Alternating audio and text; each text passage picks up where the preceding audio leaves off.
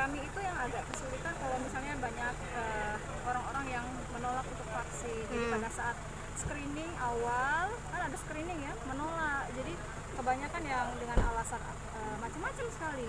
Misalnya contoh nanti takut ini takut itu. Nah, mengedukasi yang seperti itu yang agak kesulitan. Kalau untuk teknis di lapangan sendiri sih sebenarnya tidak ada masalah.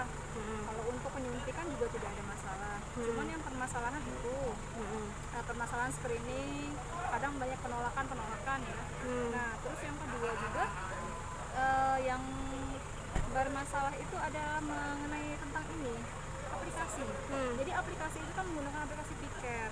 Nah, aplikasi Picker itu sendiri juga sering kayak down server kayak gitu. Jadi itu terhambat karena pasien itu kan pada saat datang kan ke meja 1 dulu itu pendaftaran. Nah, kalau di aplikasi itu terhambat otomatis tidak bisa melakukan. Jadi pernah sampai peningkatan gitu.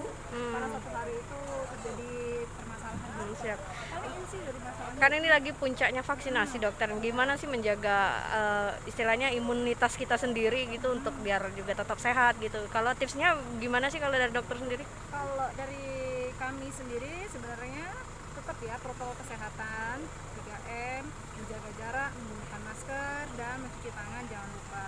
Dan untuk menjaga imun sendiri, kita selain juga makan yang bergizi, boleh di backup dengan vitamin. Vitamin C boleh, tapi juga tidak boleh berlebihan. Dan makan makanan sayuran, buahan. Dan yang paling penting adalah olahraga. Nah, kebanyakan orang-orang itu tidak olahraga ya. Kalau dokter lebih pilih jenis olahraga apa nih dengan tengah waktu? Lebih goes sih, lebih senang sepeda. Kayak sekarang juga di Bari, di rumah sakit Bari kami kayak bikin komunitas anak Bari goes. Jadi lebih sering tiap minggu itu ada kegiatan bersama kayak gitu. Oke,